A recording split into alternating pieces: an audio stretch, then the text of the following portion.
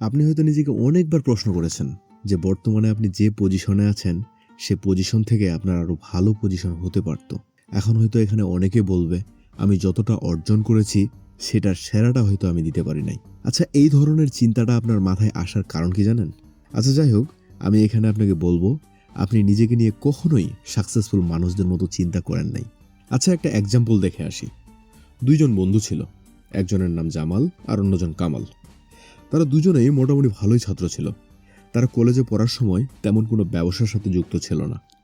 তবে কলেজ শেষ করে জামাল একটা কোম্পানিতে চাকরি নেয় আর কামাল ছোটখাটো বিজনেস প্ল্যান তৈরি করার কথা চিন্তা করে। সামনের 5 বছরে তাদের তেমন কোনো দেখা হয়নি। একদিন তাদের এক বন্ধুর বিয়ের অনুষ্ঠানে তাদের দেখা হয়। সে সময় জামাল যে কোম্পানিতে চাকরি করত সেখানে জামালকে প্রতি মাসে 40,000 টাকা বেতন দিত। আর এতে করে তো বন্ধুদের মাঝে জামালের অনেক সম্মান। কিন্তু অপরদিকে কামালের ব্যাপারে কেউ তেমন কিছু জানতো না। এতদিনে কামাল কি করছে সেটা নিয়ে কারো কোনো আইডিয়াও ছিল না। সবাই ভাবছিল কামাল এতদিনে হয়তো কোনো কিছু করতে পারে নাই বা ছোটখাটো কোনো চাকরি করছে।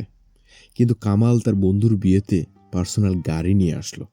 আর এতে করে সবাই ভাবতে লাগলো কিভাবে কামাল এত টাকার মালিক হইল। আচ্ছা, কামাল কিভাবে ধনী হইল তা জানার আগে আমরা কিছু থিওরিটিক্যাল বিষয় জেনে আসি।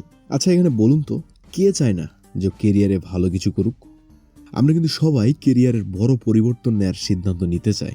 অবশ্য সিদ্ধান্ত নেওয়াই উচিত, কারণ সৃষ্টির মধ্যে মানুষ প্রগতিশীল। যেমন শুরু থেকে বাবুই পাখি কুড়ো গড়েই রয়েছে, মানুষ কিন্তু আজ গ্রহ থেকে গ্রহান্তরে পৌঁছানোর চেষ্টা করছে।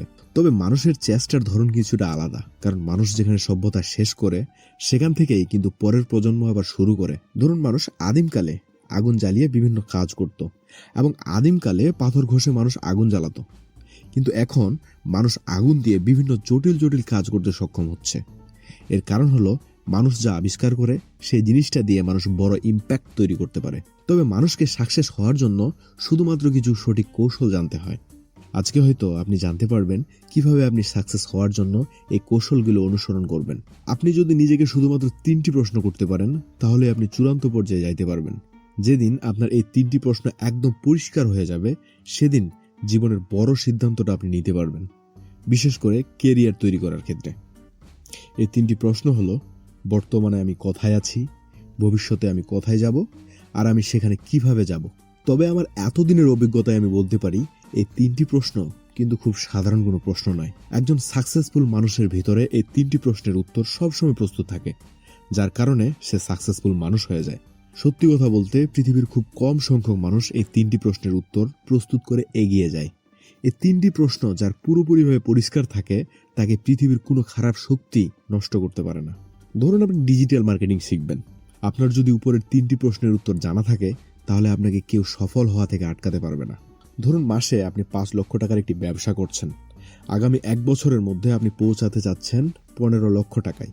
উপরের 3টা প্রশ্নের মধ্যে যদি আপনি অটুট থাকতে পারেন তাহলে আপনাকে সফল হওয়া থেকে আটকাতে পারবে না। মানুষ সবসময় তার নিজের জায়গাটাকে চিনতে পারে না, তাই অনেকেই সাকসেসের খুব কাছাকাছি থেকে ফিরে আসে। ঠিক তেমনিভাবে কামালের কাছে এই 3টি প্রশ্ন খুবই সাধারণ ছিল, তাই কামাল তার ব্যবসায় উন্নতি লাভ করতে পেরেছিল।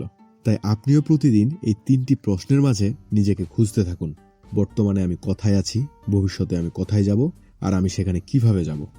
আপনার বন্ধুদের সাথে এই প্রোডাক্টিভ ভিডিওগুলো শেয়ার করতে একদমই ভুলবেন না, যাতে তারাও আপনার সাথে প্রোডাক্টিভ জার্নিতে অংশ নিতে পারে। আর চ্যানেলটি সাবস্ক্রাইব করে রাখুন যাতে করে আপনিও পরের ভিডিওগুলোর সাথে থাকতে পারেন। ধন্যবাদ, দেখা হচ্ছে পরের ভিডিওতে।